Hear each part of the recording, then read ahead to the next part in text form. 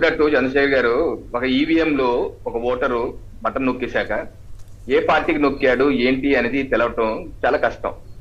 అది ఒక థర్మామీటర్ ఉంటే మనకి జ్వరం తెలుస్తుంది, కానీ ఇటువంటి మీటర్ ఏం లేదు. ఏదన్నా మీటర్ పట్టుకుంటే గిర్రని ఫ్యాన్ తిరిగింది అనుకోండి, ఫ్యాన్ ఓటిస్తారు, లేదా కమలం వ్యక్తిస్తే కమలం ఓటిస్తారు, చెల్లటం లేదు.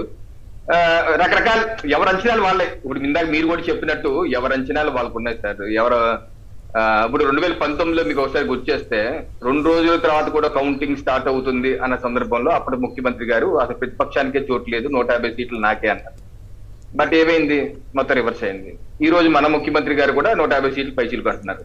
సో అప్పుడు ముఖ్యమంత్రి గారు అంచనాలు తప్పైనాయా, ఇప్పుడు ముంచు తప్పు అవుతున్నాయా అన్నది జూన్ 4 తర్వాతే కానీ మధ్యాహ్నం 12 గంటల దాకా మనకు తెలియదు. ఎందుకంటే పెద్ద పెద్ద నాయకుల దగ్గర ఉన్నటువంటి అనేకమైనటువంటి ఇంటెలిజెన్స్ నివేదికలు, అనేకమైన సమాచారాలు వాళ్ళ దగ్గర ఉన్నప్పటికీ వాళ్ళు సరిగ్గా చెప్పలేరు. ఇప్పుడు ఉదాహరణకి నేనే చెప్తున్నా, కర్ణాటకలో ఎలక్షన్స్ అయ్యాక భారతీయ జనతా పార్టీ తప్పనిసరిగా గెలుస్తారని చెప్పి మన అమిత్ షా గారు అందరూ చెప్పారు. ఏమైంది, గెలిచామా గెలవలేదు కదా, తెలంగాణలో మేమే గెలుస్తున్నాం అంటే నేననేది ఏంటంటే ఏ నాయకులు ఆ నాయకులు కొన్ని అంచనాలు ఉండొచ్చు, కొన్ని విషయాలు తెలిసినా సరే ముఖస్థుతి కోసం చెప్పక తప్పదు కాబట్టి చెప్తూ ఉండొచ్చు. సో పకడ్బందీగా ఇలాగే జరుగుతుంది అలాగే జరుగుతుంది అనేది తెలిస్తే తప్పనిసరిగా నాలాంటి వాడు ఎవడన్నా పక్కా తెలుసుంటే మీలాంటి వాడితో గుమ్మకి బెట్టింగ్లు కాసి 100 కోట్లు 200 కోట్లు సంపాదించి మీరు 100 కోట్లు నేను 100 కోట్లు పంచుకుందు ఆ పరిస్థితి అయితే లేదు.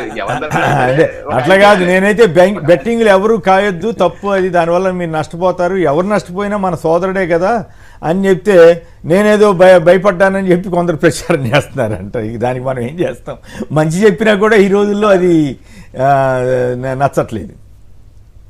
అది సమస్య అండి. మంచి చెప్పిన మీరంత మాట వాస్తవం. మంచి అంటే చేతకానంలో చూస్తున్నారు. ఇప్పుడు నాకు కూడా చాలా మంది ఫోన్ చేస్తారు, ఫోన్ చేసి ఏమండి ఎవరు గెలుస్తారని అడుగుతారు. అదేంటి భారతీయ జనతా పార్టీ అధికార ప్రతినిధి ఫోన్ చేసి ఎవరు గెలుస్తారు ఏంటి?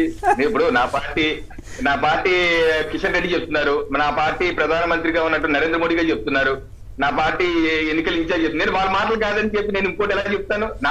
వాళ్ళ దగ్గర కానీ ఇప్పుడు నాకు అధికార ప్రతినిధిగా శాస్త్రీయంగా మా అంచనాలు ఇది పార్టీ నుంచి ఏం రాలేదు. రానప్పుడు నేను అది గంటాపదంగా ఏం చెప్తాను వాళ్ళు చెప్తాను. ఇంకేదన్నా చెప్తే అవుట్ ఆఫ్ మై పర్సనల్ ఎక్స్పీరియన్సే. ఇప్పుడు నేను ఎక్కడికో ఎవరికో ఫోన్ చేశాను, కడపకి కాకినాడ నుంచి కడప ఫోన్ చేశాను అనుకోండి, ఒక అతను ఏం చెప్తాడు, కడపలో 10లో 8 టీడీపీ వచ్చేస్తుంది, 2 వైసీపీ వస్తానొచ్చు. ఇంకోటి ఎవరికో ఫోన్ చేస్తే అబ్బాయి సగం అనొచ్చు, ఇంకోటి ఎవరికో ఫోన్ చేస్తే 2 8 అనొచ్చు. అలాంటిది వాళ్ళకి ఏం సమాచారం ఉందో మనకు తెలియదు. సో ఇదేంటంటే ఒక స్పెక్యులేషనే.